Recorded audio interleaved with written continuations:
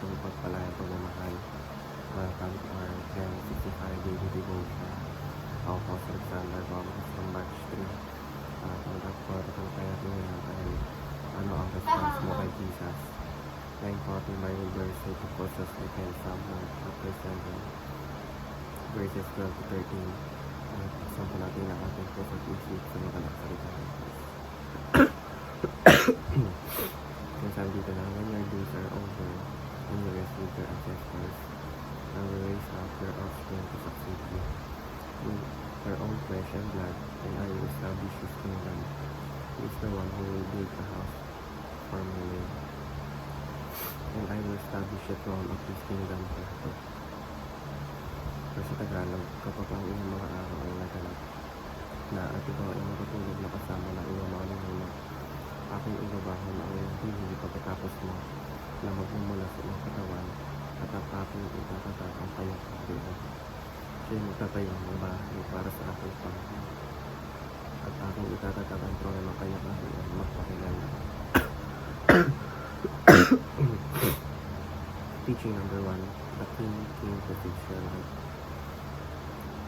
Ang hari o si Jesus ay dumating upang ayusin at pagandahin ang iyong personal na buhay. Ibig sabihin, si Jesus ay nag-aalok ng kaligtasan, kapatawaran at magbabago sa iyong mga personal at suliranin at pagkakamali. Sa pamagitan ng kanya, makakamit mo ang tunay na kapayapaan at direksyon sa buhay. Teaching number 2, the king came here to fix your family. Ang layunin ng hari o si Jesus ay hindi lamang para sa individual, kundi pati na rin sa pamilya. Siya ay nagbibigay ng pagkakaisa, pag-asa at pagtibay sa mga relasyon sa loob ng pamilya. Ang pagtanggap kay Jesus ay makakatulong upang mapabuti ang samahan ng mga miyembro ng pamilya at gawin silang mga mamamayan ng kaharian nito. Teaching number 3, the king came to fix the world.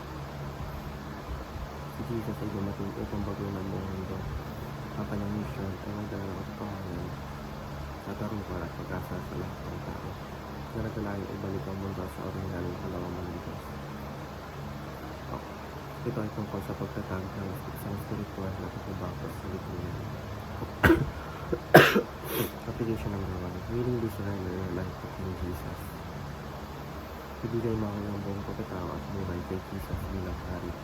Ito ay pagtitiwala at pagsuko sa kanyang plano para sa inyo na nagbubukas ang daan para sa personal na pagbabago at kaligtasan. Application number 2, bring your family to become kingdom citizens.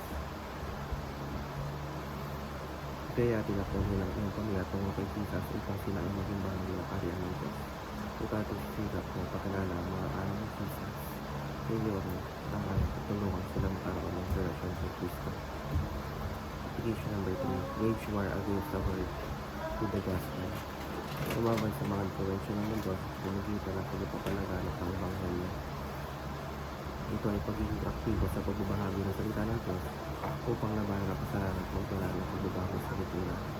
Yun lang po ang aking devotion. Salamat sa inyo.